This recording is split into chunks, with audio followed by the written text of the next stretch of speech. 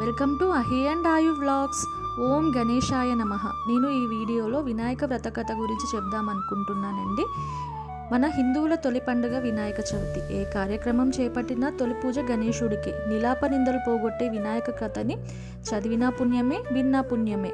కొంతమంది చదవలేని వారు ఉంటారు కదా, వాళ్ళకి ఈ ఆడియో యూజ్ అవుతుందని చెప్పేసి నేను ఈ వీడియో చేస్తున్నాను. ముందుగా వినాయక కథ చదివేవారు, అందులో పూజలో కూర్చునేవారు ముందుగా చేతిలో కొద్దిగా అక్షింతలు వేసుకోవాలి. కథ పూర్తయిన తర్వాత వాటిని తమ శిరస్సుపై ఉంచుకోవాలి. ఇక కథ మొదలు పెడదాము. పూర్వం చంద్రవంశానికి చెందిన ధర్మరాజు దాయాదులతో మాయాజూదం వల్ల రాజ్యాన్ని పోగొట్టుకొని భార్యా సోదరులతో వనవాసం చేస్తూ ఒకనాడు నైమిషారణ్యానికి చేరుకున్నాడు. అక్కడ శౌనకాది ఋషులకు అనేక పురాణ రహస్యాలను బోధిస్తున్న సూత మహామునిని దర్శించి తనకు తిరిగి రాజ్యం పొందే మార్గం, వ్రతం ఏదైనా ఉంటే చెప్పమని ధర్మరాజు కోరారు. అంతటా సూత మహర్షి సకల శుభాలను ఒసగే వినాయక చవితి గురించి వివరించారు. విఘ్నేశ్వరోత్పత్తి, చంద్రదర్శన దోష కారణం, శాపమోక్షం గురించి ఆ మహాముని చెప్పసాగెను. గజాసురుడనే రాక్షసుడు తన తపస్సుచే పరమేశ్వరుడిని మెప్పించి తనను ఎవరూ వధించజాలని శక్తిని ప్రసాదించమని కోరాడు. ఆపై శివుడు తన ఉదరమునందే నివసించాలని కోరడంతో అందుకు శివుడు అతడి కుక్షియందు బందీ అయినాడు. దీంతో అసురుడు అజేయుడైనాడు. తన భర్తకు కలిగిన ఈ స్థితి పార్వతీదేవికి చాలా దుఃఖితురాలైంది. దీంతో జగన్మాత వైకుంఠానికి వెళ్ళి విష్ణువును తన భర్తను విడిపించు ఉపాయం కోరమని చెప్పింది. విష్ణువు గంగిరెద్దుల వేషం ధరించి నందీశ్వరుని గంగిరెద్దుగా వెంట తీసుకొని వెళ్ళినాడు. గంగిరెద్దును ఆడించి గజాసురుణ్ణి మెప్పించాడు. ఈ ఆనందంలో ఏమి కావాలో కోరుకో అని గజాసురుడు అనగా, అదే సమయం కోసం ఎదురు చూస్తున్న శ్రీమన్నారాయణుడు నీ ఉదరమునందున్న శివుణ్ణి తమ వశం చేయమని అడిగాడు.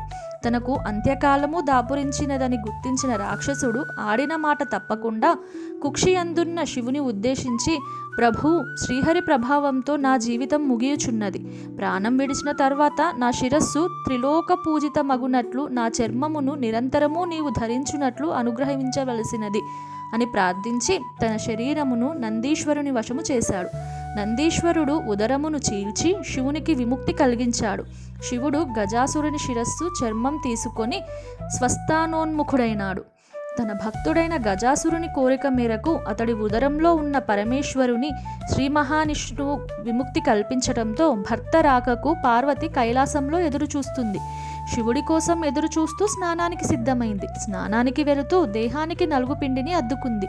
పరధ్యానంలో ఆ పిండితోనే ఓ ప్రతిమను తయారు చేసింది. చూడముచ్చటైన ఆ బాలుడికి తండ్రి ఉపదేశించిన మంత్ర సాయంతో పార్వతి ప్రాణప్రతిష్ఠ చేసింది. గణాధిపత్యం. దివ్య సుందరమైన ఆ బాలుని వాకిట కాపలా ఉంచి తాను స్నానానికి వెళ్ళింది. అంతలో అక్కడికి వచ్చిన శివుడిని ఆ బాలుడు అడ్డుకున్నాడు. ఆగ్రహావేశాలకు లోనైన రుద్రుడు ఆ బాలుడి శిరస్సును తన త్రిశూలంతో ఖండించాడు. ఆ శబ్దానికి బయటికి వచ్చిన పార్వతీదేవి జరిగిన ఘోరం చూసి కన్నీళ్లు పెట్టుకుంది. దీంతో శివుడు గజముఖుడి శిరస్సును తప్పించి ఆ బాలుడికి అతికించి ప్రాణం పోసి గజాననుడు అనే నామకరణం చేశాడు. సర్వ విఘ్నాలకు ఒక అధిపతిని నియమించమని దేవతలు, మునులు, మానవులు పరమశివుని కోరతారు. ఈ విషయంలో గణపతి కుమారస్వామి ఎవరిని నియమించాలని ఆలోచించిన పరమేశ్వరుడు ముల్లోకాలలోని పవిత్ర నదులన్నింటిలో స్నానం చేసి ఎవరు ముందుగా తమ వద్దకు వస్తారో వారికే ఆ ఆధిపత్యం లభిస్తుందని చెబుతాడు. దీంతో కుమారస్వామి తమ నెమలి వాహనంపై రివ్వున ఎగిరిపోగా వినాయకుడు మాత్రం తన ఎలుక వాహనంతో ముందుకు కదల్లేడు. దీంతో నారాయణ మంత్రం జపిస్తూ తల్లిదండ్రుల చుట్టూ ప్రదక్షిణ చేస్తాడు. ఆ మంత్ర ప్రభావంతో ప్రతి తీర్థంలోనూ కుమారస్వామి కంటే ముందే వినాయకుడు ప్రత్యక్షమవుతాడు. ఆ విధంగా 3 కోట్ల నదుల్లో వినాయకుడే ముందుగా స్నానమాచరించడం చూసిన కుమారస్వామి కైలాసానికి వెళ్ళి మహిమాన్వితుడైన అన్నగారికే ఆధిపత్యం ఇవ్వమని తండ్రిని కోరతాడు. ఆ విధంగా వినాయకుడు విఘ్నాలకు అధిపతి అవుతాడు. గణేశుడి శక్తి సామర్థ్యాలను పరిశీలించి భాద్రపద శుద్ధ చవితి నాడు గణాధిపత్యం కట్టబెట్టాడు. ఆ రోజున తనకు భక్తితో సమర్పించిన ఉండ్రాళ్ళు, కుడుములు, పిండి వంటలు, పండ్లను సుష్టిగా తిన్న వినాయకుడికి నడవటానికి ఇబ్బంది పడుతూ కైలాసం చేరుకున్నాడు. శివుని శిరస్సుపై ఉన్న చంద్రుడు గణనాథుని అవస్థలు చూసి పక్కున నవ్వాడు. రాజదృష్టి సోకితే రాళ్ళు కూడా నుజ్జవుతాయి. విఘ్ననాథుని ఉదరం పగిలి అందులోని ఉండ్రాళ్ళు కొడుములు బయటకు వచ్చి అచేతనుడైనాడు. దీంతో ఆగ్రహించిన పార్వతీదేవి, పాపాత్ముడా, నీ దృష్టి సోకి నా కుమారుడు అచేతనంగా పడి ఉన్నాడు, కాబట్టి నిన్ను చూసిన వారు పాపాత్ములై నీలాపనిందలు పొందుదురుగాక అని శపించింది. ఋషిపత్నులకు నీలాపనిందలు. పార్వతీదేవి చంద్రుని చెప్పించిన సమయంలో సప్త ఋషులు భార్యలతో కలిసి యజ్ఞం చేస్తూ అగ్నిదేవునికి ప్రదక్షిణం చేస్తున్నారు. అగ్నిదేవుడికి ఋషిపత్నుల మీద మోహం కలిగింది. కోరిక తీరక శపిస్తారేమో అనే భయంతో అగ్ని క్షీణింపసాగాడు. భక్త కోరిక తెలుసుకున్న స్వాహాదేవి ఋషుల భార్యల రూపంలో అగ్నిదేవుడిని చేరింది. అగ్నిదేవునితో ఉన్నది తమ భార్యలేనని భ్రాంతి చెందిన ఋషులు వారిని విడిచిపెట్టారు. శాపగ్రస్తుడైన చంద్రుని చూడడం వల్లనే ఋషుల భార్యలు నీలాపనిందలకు గురయ్యారని దేవతలు ఆగ్రహించారు. వీరందరూ బ్రహ్మదేవునితో కలిసి కైలాసానికి వెళ్లారు. మరణించిన విశ్వేశ్వరుడిని బ్రహ్మదేవుడు తిరిగి బతికించాడు. తర్వాత పార్వతీదేవితో, అమ్మా, నీవు చంద్రునికి ఇచ్చిన శాపం వలన ఆపద కలిగింది, కావున శాపాన్ని ఉపసంహరించుకో అని కోరాడు. అప్పుడు పార్వతీదేవి, ఏ రోజున చంద్రుడు విఘ్నేశ్వరుడిని చూసి నవ్వాడో ఆ రోజు చంద్రుడిని చూడకూడదు అని శాపాన్ని సవరించింది. ఆ రోజు నుంచి అందరూ భాద్రపద శుద్ధ చవితి నాడు చంద్రుడిని చూడకుండా జాగ్రత్తగా ఉండి సుఖంగా ఉన్నారు. ఇలా కొంతకాలం గడిచింది. శమంతకోపాఖ్యానం. ద్వాపరయుగంలో ద్వారకలో నివాసం ఉన్న శ్రీకృష్ణుడిని నారదుడు కలిశాడు. కాసేపు పిచ్చాపాటి మాట్లాడాక, స్వామి, ఈరోజు వినాయక చవితి, పార్వతీ శాపం కారణంగా చంద్రుని చూడకూడదు, నేను వెళ్తాను అని కృష్ణుడికి చెప్పి నారదుడు వెళ్ళిపోయాడు. ఆ రోజు రాత్రి ఎవ్వరూ చంద్రుని చూడకూడదని పట్టణంలో శ్రీకృష్ణుడు చాటింపు వేయించాడు.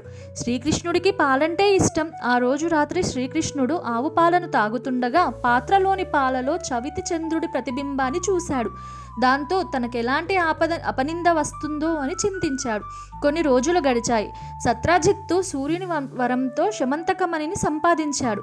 రోజుకు 10 బారుల బంగారాన్ని ఇచ్చే ఆ మణిని తీసుకొని ద్వారకకు వెళ్ళాడు. శ్రీకృష్ణుడు సత్రాజిత్తుకు అతిథి మర్యాదలు చేసి ఆ మణిని తనకు ఇవ్వమని కోరాడు. అందుకు సత్రాజిత్తు ఒప్పుకోలేదు.